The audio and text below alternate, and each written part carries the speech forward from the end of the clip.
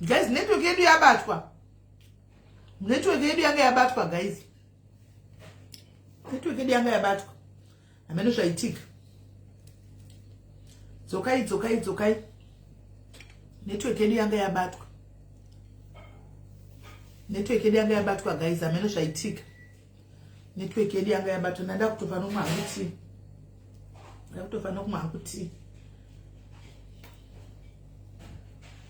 Hi Agnes Muzondo, how are you?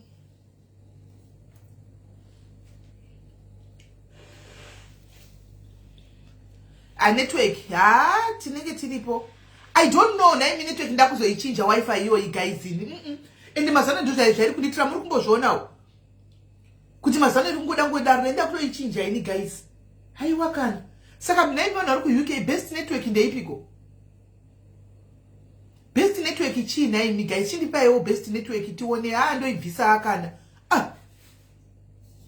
Kungodai network yainda.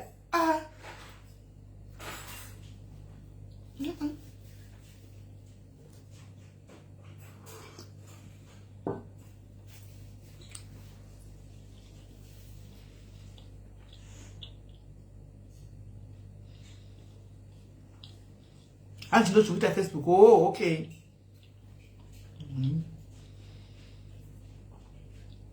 Hanzi muri kumboshandisa ipi? Newe chakira network inonzi chatoshandisa.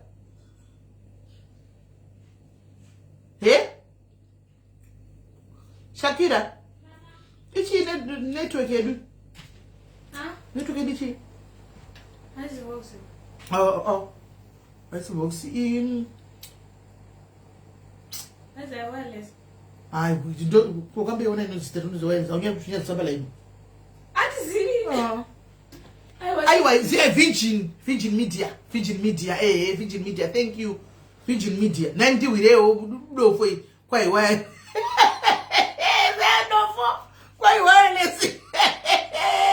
Aiwa, Virgin Media ndo yandokushandisa iyi. Ndo iri kustika kudai. Saka ndoisa ipi?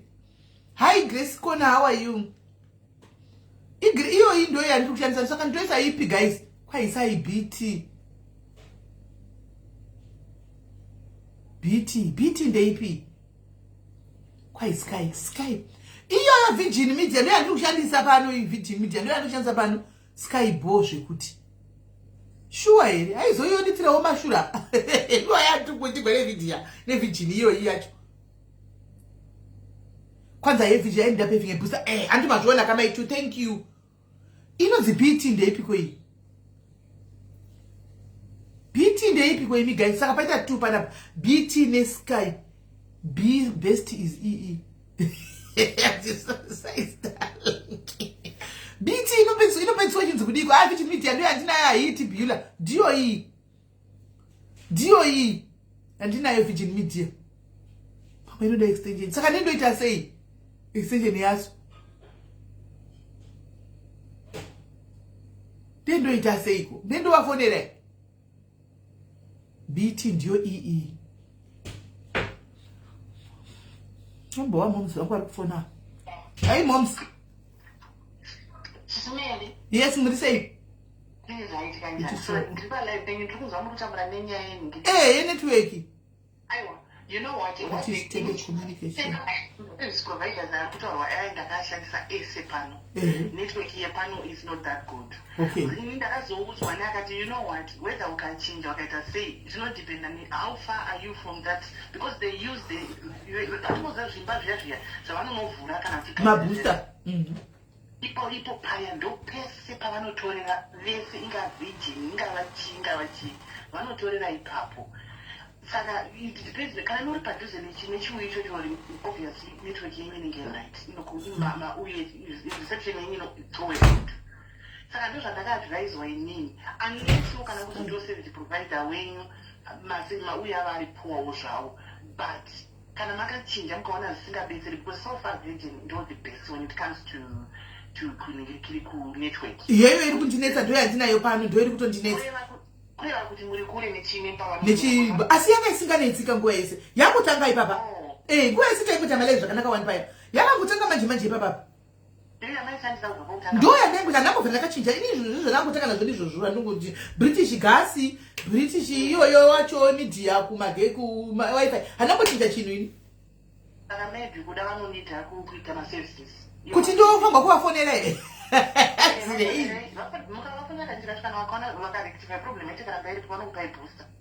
zviri nani vandipa avo booster handinoza kuti ndoshandisa wifi saka ndipe henyu booster zviri nani saka ndikandikuvafonera maiti henyu nona ndodiko zvokuno zvazvinongove online nondovabate biko ndachidanyora mucomment section ndikati ndikaona kuti munogona kutadza kuenga comment yakana kutadza kuinzwisa ndari let me phone ndikuudze kuti unless kana kunoti problem iri yavo virgin then they will know what they will do to aiwa ndazvebooster ndotore booster basa rangu ripo ndikutadza vazvano aiwa thank you very much mos matogona imi magonesi thank you my sister right regai tichiunza madza vachiuya handitika imi nokuti nyaya iyo tondichikungurudza kungoda iwe yotanga kungoda kudona guys kana ndimiwo chigai tichivadzosa vauye aiwa Agnes manje tondowara manje hello my sister tadzoka sorry ke network yacho yambototombokata mototanga zvepanyuwani kuti wani kuti mutaure nyaya yenyu inzwisisike ndambe ndiri kutaridza vanhu musoro wenyu uri kudonha nyama iri kukwadamuka musoro ila ndiri kumbotaridza vanhu saka mototanga zvekuti vanhu vanzwisise kuti zoti zviri kutanga sei. I don't mind. Ndingatofara mukatoshowa those videos nema pictures just to warn others as well. Taura yini? Ndakachitaura kuti ndakaorder my hair products kuna anonzi Anesu the hair doctor ndo yendonemupa Facebook pake.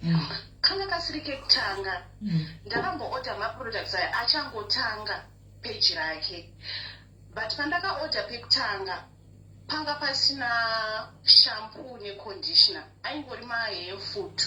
Handidi kunyepa zvakandishandira, ndakaona change mumusoro mangu zvakanyanya.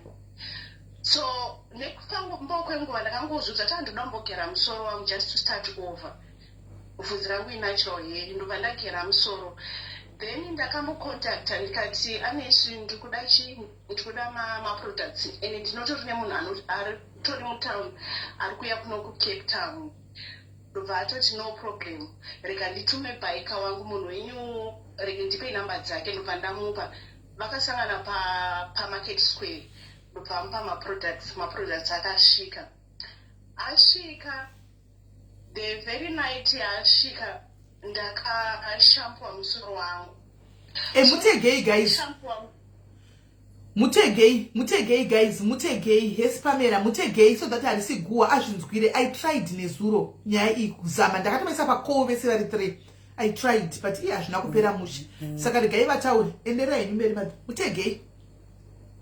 So in the process yekushampua bvudzi ndakasensation but handina kuzvisa mupfungwa kuti ndiri kutotsva, hazvina kana kutombopinda mupfungwa dzangu. Ndakangoramba ndichikwiza ndichishampua ndakamira pashawa. Then later on ndapedza ndobva ndatora conditioner yabva futi kwaari. Ndobva saka conditioner yanotaura kuti unoisa then you wait like for 3 minutes. Ndakamira pa 3 minutes paipe ndakanyatsonzwa kuti no ndiri kutsva. Ndobva ndamira pashawa ndobva ndatanga kuzvigeza. Musoro wayo wazooma, ndakanzwa bvudzi rangu kuoma. Ramunoziva zvekuti ukabata mufushwa wananikwa zvaunosara waita kana wanyatso kuoma. That's exactly zvaitika mumusoro mangu, bvudzi ranga raomarara.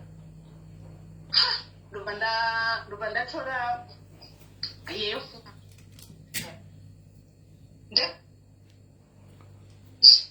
apa yavo network ndo yakuchinetsa. Amuchanitswa here. Takukunzwa ya. Ndobva ndatonwa mapainkillers. Mangwana acho ndakamuka ndichienda kubasa. Musoro wayo unombopera wanyarara. Ndadzoka manheru, musoro uri kungondirwadza. Then ndakatanga kunzwa kuti ndikuchonge ndazvimba mumusoro. Kuno kwekugotsi kuona musoro wangu wakatozvimba. Kubata kudaiti uri kunzwa kuti no, musoro wangu wakatodunduvira.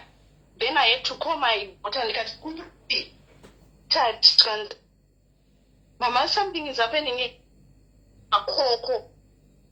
Ndobva ndadeti ndikuona achamuka.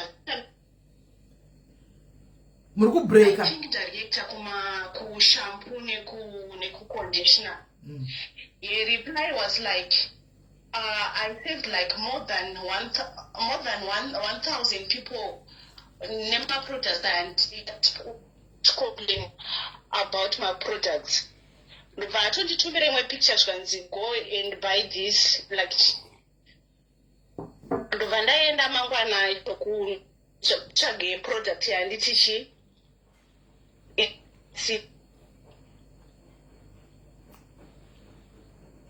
what's going on? Saka vakatoni musoro wako achindibata musoro daisa akavhunduka zvanzi iwe chicho washandisa musoro wangu ndakashampua musoro ndikaconditioner zvikanzi nechi luckily ndatotakura maproducts aya ndamuratidza zvikanzi no unofanira kunge wareacta kana utori wamboshandisa mahairfood hauna zvawakaita zvine sulfur zvinofanira kunge ndo zvakupisa isu hatichatokutengesere musoro wako hausi kuita. Ndakaenda kuna Anesu akati ndiri kuita bed to waste. Ndakaenda kuna Anesu, she started blue ticking me. Chatondidayire messages.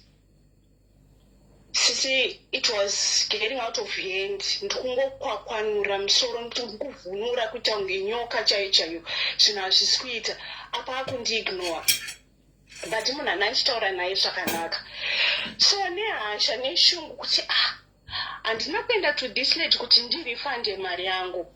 Why can't you just hear me out? Ndiri pamarwadzo andibatsirewo tifambe tese muprocess because maproducts ake ndiwo ari kundipisa atondiblue ticka. Ndakabatwa nehasha neshungu. The first person akatanga kupinda mupfungwa dzangu was like ndikuenda kufacebook ndoda kuedza kunyorera CCJK. Saka pawopa CCJK handina kukwanisa kunyora handitozotiwo chii chaiitika. Ndobva ndauya pawopenyu I couldn't manage to write anything as well. Ndobva ndati kuna anonzi Pamela Tamira. I went and followed her the very day. I think message yangu akaiona after 2 hours. Ndobva atouya kwandiri zvikanzoni nyaya yako ndainzwa, can I just have proof? Ndikagomutumira mavideos nemapictures akavhunduka. Ndobva aposta zvinhu zvepagrupu pake. Azviposta kudaro anga amanheru. Saka people started tagging Anesu yoyo. Akatagwa zveshuwa. 9:45 ndakaona ko ichipinda. 9:10 manheru ko ari kundifonera. Haana kana kundipa kana chance akangotanga kundishauta kuti you want to destroy my brand. I'm like, how? First of all, I don't even know you in person andikuzive. I just choose to support a fellow sister pa Facebook. I trusted you. Ndikauya kwauri ndikati shamwari wona ndiri kureacta ndiri kutsva and mind you this is not the first time to purchase this but chinyowani chauya pamaproducts ishampoo nehair food neconditioner hazvina kupindirana neni ndiri kutsva. Haana kana kundipa kana chance kutanga kundiudza kuti zvone vanhu munenge muine AIDS dzenyu dzamune musina kutiudza kuti mune zvirwere before. Now you wanna destroy my brand. Do you even know how I build that brand? Sisimeli ndakabatikana. Then later on ndozvakataura zvekuti vanhu munenge mune AIDS dzenyu akanyatsozvitaura. Ndobva even I think I got audios nema-messages zvimwe zvinhu ndichiri nazvo zvakawanda zvinhu zvake. Then akabva aenda kupage kwake ndobva anisa picture yake ye-before and after achishandisa maproducts ake. Vanhu vakatanga kupinda comment section vachimuti iwe why can't you hear client iri kukombelela kwani. Akatanga akaenda all through the messages achidelete every negative thing yainyorwa nevaanobloka. Saka inine hasha luckily anobvira akaziva hendo name yangu yefacebook but ndakarwadziwa nezvaainyora mucomment section. Then ndakangobuda musaka ndobva ndakomenta ndichitoexplaina nyaya yangu yese. Saka people started to come pacomment yangu vachisympathiza neni. Akabva angondibloka kufacebook kwake. So mangwana acho akandifumirira futi ndakabva ndamutumira mapictures ezvarara zvichibuda mumusoro mangu nekuti ndakatoshifta pabed pandinorara ndikati no ndikaonekwa ndichikokwanura zvakadai so nemunhu andinosheyo naye kuti murume anoti ndobva ndaendawo kune imwe room ndichimukwa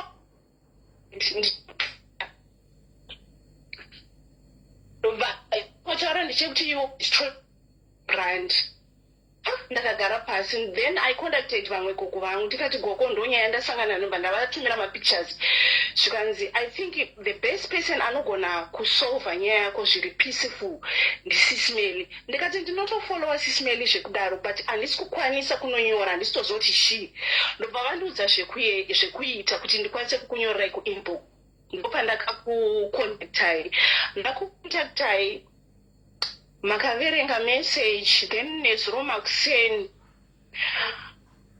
makaita 3-way call yekuti ndinge ndinemi naye anesu tichitaura I think makatongozvona kuti apa it was from bad to worse chinhu chaingotaura ndichekuti uyu munhu ari kuda kudestroya brand rangu how I've been supporting you akasitori kekutanga handikuzive saka and handina mapage ekunoti ndinopane page yekuti ndinofollow mamwe mapages ndichiwanawo zvinondivaraidzawo semunhu wenyama handina page rekuti hanzi ndoda kukudza page rangu nekudestroya zita raanesu chinhu chakandirwadza ndichekuti handina kana kuenda kwaari ndichiti ndiri kuda refund akatadza kumira neni akatadza kundinzwisisa saka inini mubvunzo wangu uri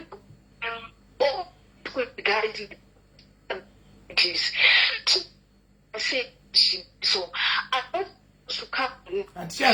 ezvandakangana nazvo I'm blocked saka panofambiswa sei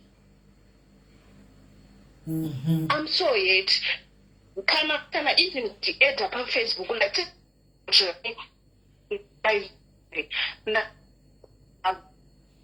ndaita kuparwa musoro bhabha akavhunduka akati neiwe zvini zviri kubuna ndine tsaga remakoko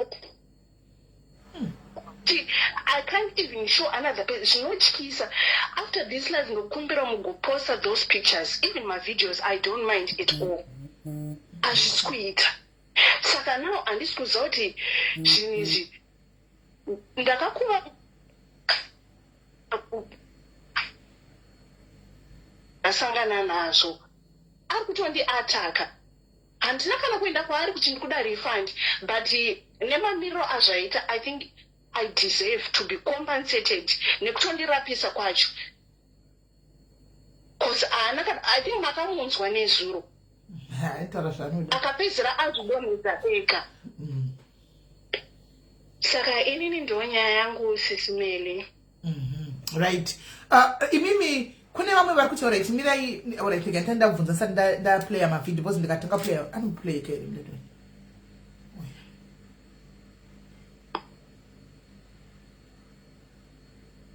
vari kukwakwamura apa kukuona iganda riri kubva iro iganda riri kukwata mugwairo iganda riri kukwata mugwairo guys riri kuriona gwanda iro riri kukwata mugwairo iganda iro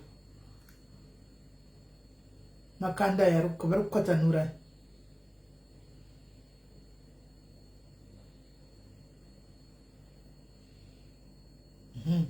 iganda iri muretoni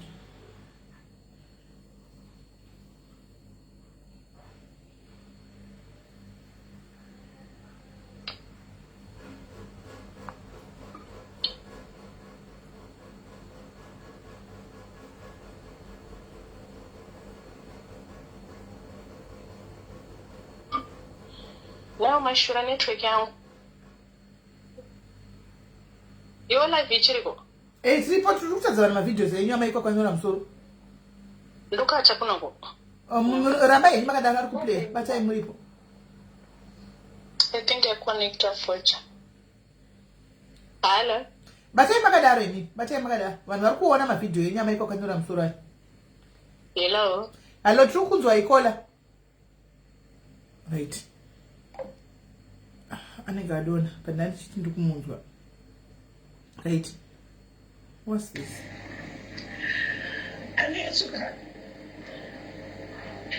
Yeah, very, very young to me. I'm sort of a children's one in Serarako.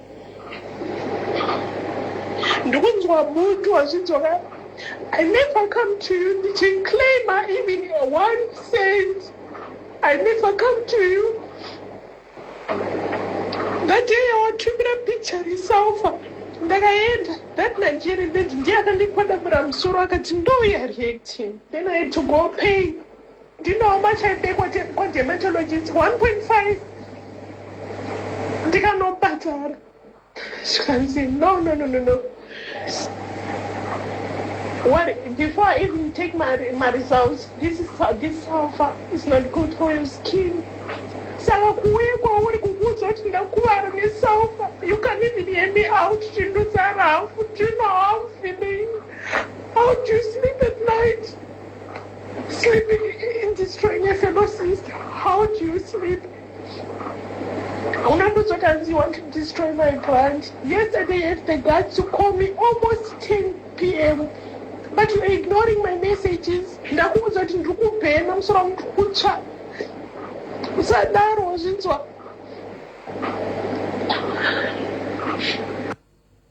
Right. Mira indizokere. Saka ayamani kigiri. Ndevamwe wova yakanga vachi I think kupost here handisiti post yani ya ma screenshots aitogwa wameno netsai yari kuti nini personally your products akandiramba alright what mira itone panenge pane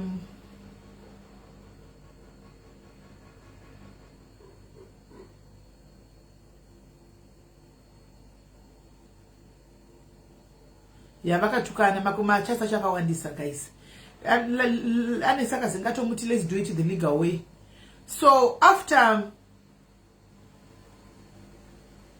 right saka after nezuro zva vataura vauya kwandiri ndakafonera ndakakumbira number dzaAnesu because I didn't have number dzaAnesu.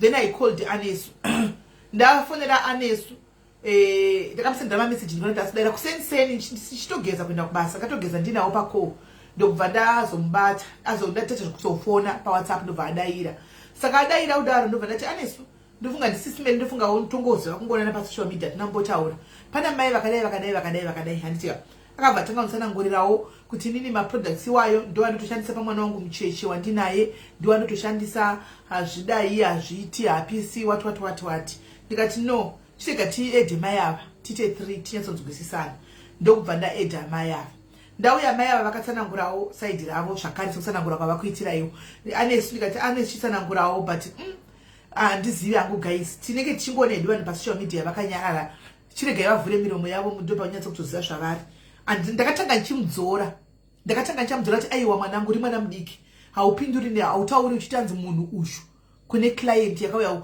utaingoti iye munhu uyu ndikati hatidaro kuti munhu ushu handitika 2 ndikuda kuti kana vachitaura rega vapedze usavakati wozotaurawo handitika and 3 mai ava iclient handiti vari kukudza kuti nhambo yangu chinoda mari yangu back handiti vaingodawo kuti usympathize navo mwanangu pamwe pacho mubusiness unoti sorry handika kuti zvidarike unokumbira regero because chinoitika ndechekuti guys honestly speaking mascalp edu akasiyana handi munoona as much as achishandisa products yoyo shampoo yoyo kana conditioner kumwana ava mai avanogona kuva vasingawirirani for skin yavo isingatowirirani certain product irimo zvinoitika ndakatira kumuonesa Anesu kuti Anesu zvinoitika kuti umwe munhu ato safiriki yenenge irimo yoya umwe munhu atori allergic kwari anenge asingazivi hanowana panongonesa mumusoro make kudai so anogona kutoreact asi ukaishandisa kumwana chayane 2 years akasaita anything because scalp dzinosiyana ndosaka zvinotosiyana sekusina kutakaita vanhu kuti isusu tinonzi indonzi imeli inonzi Anesu ndokusina kukaita makanda edu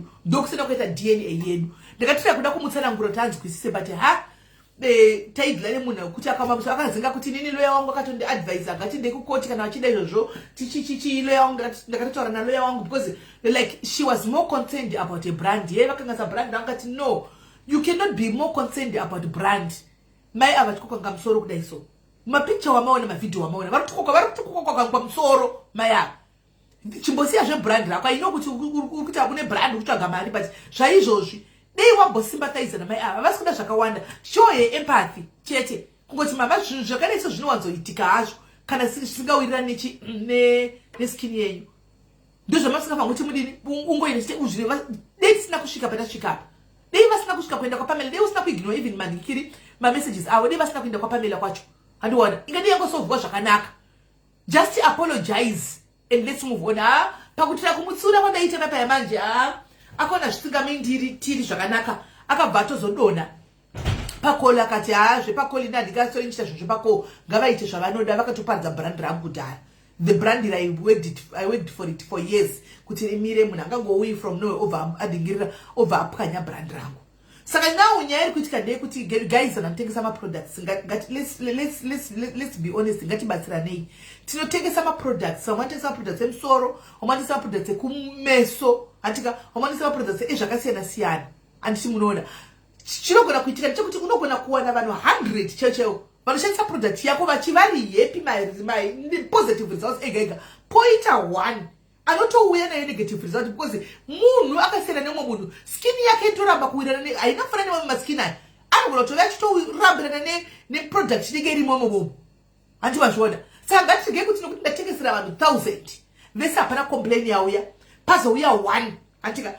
then we try to brush it off it's wrong anditi concentratana naye iyeye 1 iyeye uone kuti problem chi you might find kuti mune certain product iri muzvinhu zvako imomo perfume chaidzo guys dzinotengeswa mashopu perfume dzirimo mashopu munotenga maperfume tikozora perfume tikonhuwira panongoita 1 anotenga perfume ka obva ngonospray kudai kangoenda paganda kudai otovera mapumpusi kana kuita zvimalamps zviya asingawirirani neperfume asi perfume iripo pamake mushelf hawirirani nayo saka zvinoitika vanhu anesu antika ameno but denda ndriniwe zvauri kuita chirudi chauri kuita munyina chekudropa makosi antika uchiti he ngatisanganei kupi tidai so ameno kana vazi kuti mune mapepa azvo here zvinhu zvenyizvi kana vazoenderana kumakoti kwacho handiona because ndo ruti yava kutotora denda ndriniwe zvandaikudza nezuro papa yakuti denda ndriniwewe chikumbira ruregerero chizvininipisa show yourself remorse show a remorse kuti zvechokwadi pakaitika era antika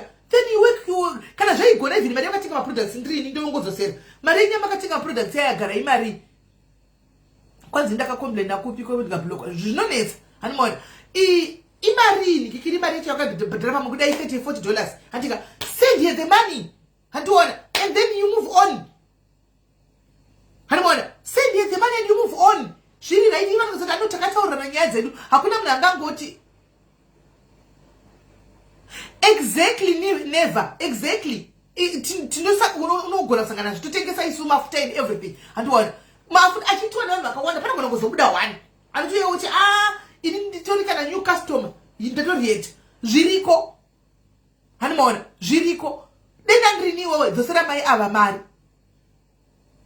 dzosera mai ava mari yavo yemaproducts yakatenga kuti nyaya yacho ipere because kumakoti kwamoda kuendesana kwano kuti uri head doctor iwe handitika hamenei kuti makaenda kuhead doctor kupi because iwewe takuti nezotsvagako before usati watomboita zvekutengesa maproducts ako aya wakagara uine natural hair akareba kudai natural hair ndaona pictures akakudhara before watove nepage une vhudzi that means your hair has always been like that hatizadi kudzikadzika ibusiness rako ndo pane chingwa chako hatidi kudzikadzika nebusiness rako it's none of my business but iwewe chitaura namai ava handiona chitaura namai ava kuvaitira chirafu munhu mukuru kwauri ndofunga vakasvika kukuchemera mai avo munhu mukuru kwauri uri mwana mudikiwe hazvina kidzi chisvika pakuti utaure navo kuseri wega handika mama mari yenyu imari I am very sorry neurudhi hwandakaita nekupindura kwandakaita handimaona I am very sorry ndachimbokumbira kuti mama handizivi maybe product yakakurambai handiti is there any way we can solve this handika then send back mari yenyu yaya oi handimaona then chindai kwadoctor handika kwadoctor kuSouth Africa maya chindai kwadoctor vodota anoti mari dermatologist yomusoro wobhadhara macost simple pay the cost simple then life goes on newe wotengesa inotodzoka review pano kuti vediwe anesu akaita the right thing akaendesa mai vaya your business grows because waita chinhu chakanaka ichakudaro anesu I don't know zviri kwauri isu sungokubatsira because veziro I tried kuti batsira titenga ko pa 3 but you ended up wakudropa anditika ukaenda ukato andisi tikatadza kutaura ini ndakakutukudza ndimesa handikuzivi I'm just in between as a go between handika taurai nyaya yenyu indakateerera handiti pawaiwo kanganisa ndikati chekutanga huti munhu uyu kuclient haupumanyiri kuti ndikuprotecta brand rangu co-client kana wamanyira kuti brand rangu co-client ndikatokuzama kuudza kuti wona kumuna nebusiness social media inoda vanhu vasina chekurusa sesu kudai chokai kudi hedu we've got nothing to lose but iwe uri kumanya deep uri doctor uri kumanya business unoruza wangu. I tried telling you nezuro chikumbira ruregerero sho remorse but takanga tichitotaurawo ndisaka ndati vanhu vanenge vakanyarara guys vakatovhura muromo amutonyatsa kuona kuti zvasiyana. Saka inini pangu ndapedza guys. Mindiro nyoro inodzora kutsama mufunge mindiro nyoro cheche inodzora kutsama zvokwadi zvokwamwari chero noti munhu anotouya umwe akapapa wongozvininipisa kunge benzi kudai anotoona kuti kuzvandiri kutongoita sebenzi ndega andimaona chete ndizvaifa ngoti aite. Saka handizivi manje kuna my sister vedu ava kuti kana zvaigona dei vanga vagonavo ngavangochitoripota kana asingadi kutaura navo ngavachiripota. Esi Christina, how are you?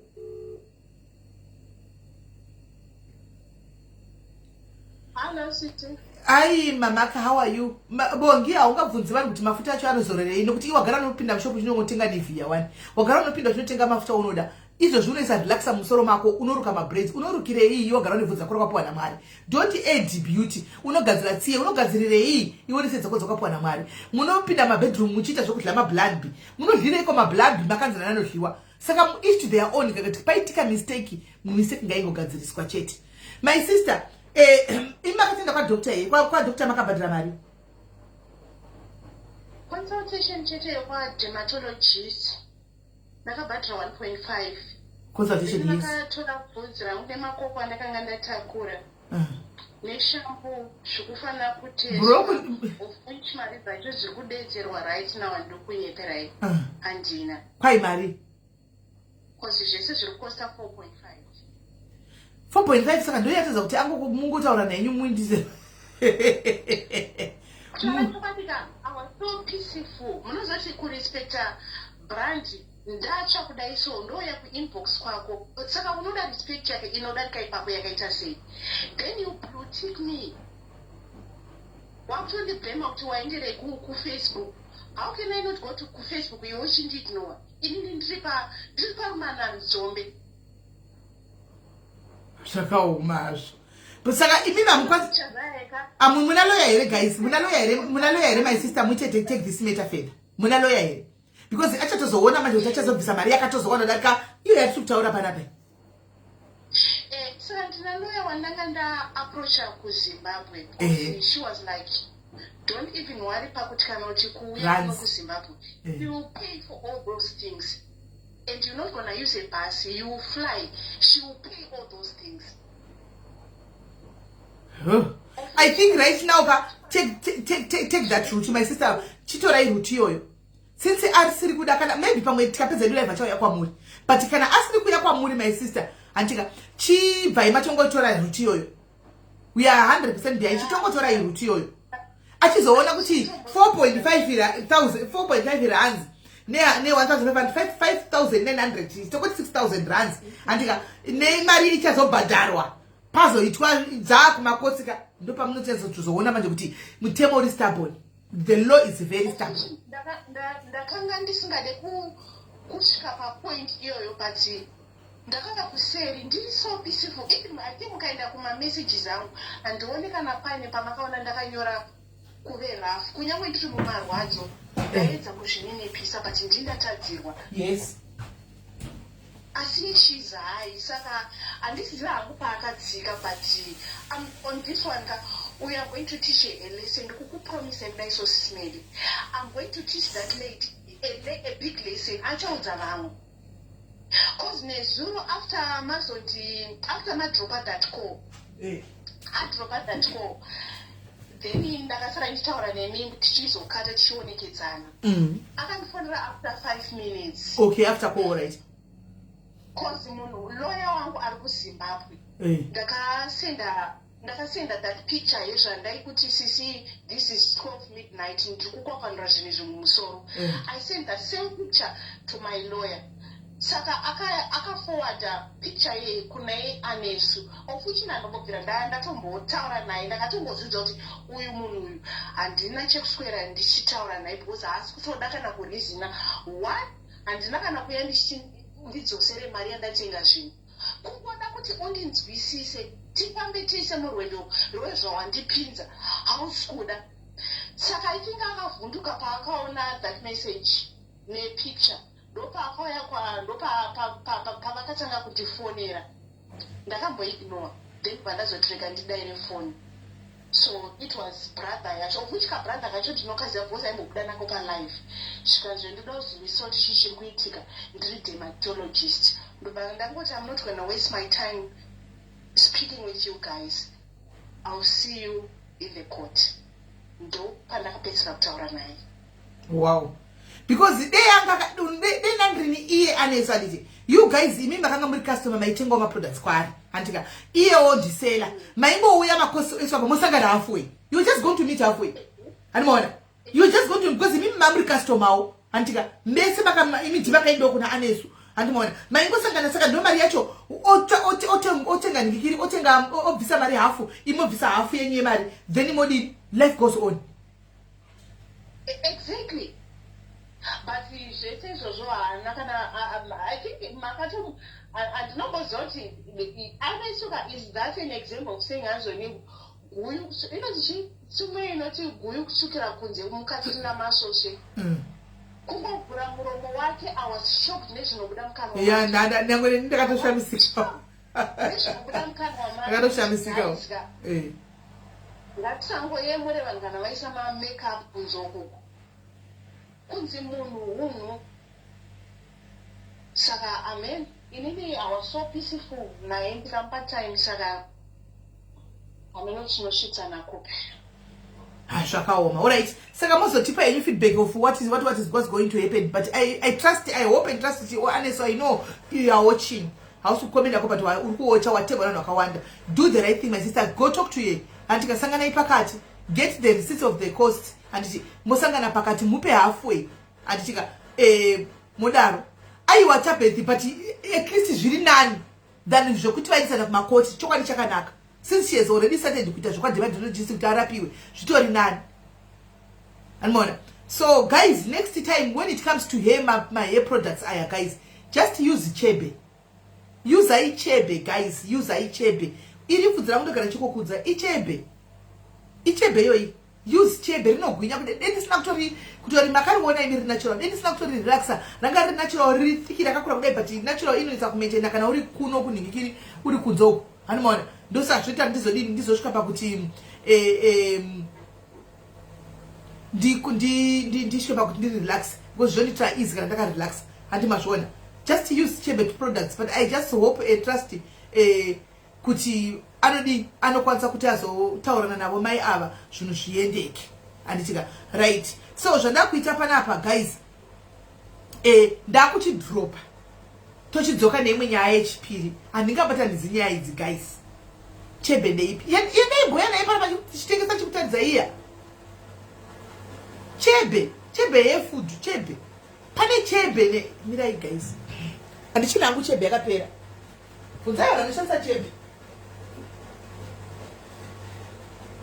pane chebe hanti you can use chebe guys musoro kana kuyuza hair butter kana kuyuza this hair butter hani muri kuiona hair butter ichebe handichina yakapera maiswa chi handisina ndaive nayo handisina then remukona hair butter use this hair butter very good ndo yatoshandisa pano munoona bvudzi rake landisi muri kuona bvudzi rake zvinoda kusvika kumagaro guys ndawana kuri trimmer because rinenge rakudarika magaro acho handisina chazivi plan yekuriita handisimaona tisingazivi bvudzi redu ndinaro tonguti akungorirola kudakira chimamthiri zvine yanenge asingachidi chimamthiri chiya handimaona titakuchazviita sei naro iko zvino takatomira kushandisa because rodarika magaro ndotrima kuti rinde pamusoro pemagaro bijani rodarika zvemagaro ndotrima ndawana kuricheka Shakira zve the same une problem yekuti wakaita food iko zvino arongoshandisawo product yemukadzi yeliquid yaya inotoita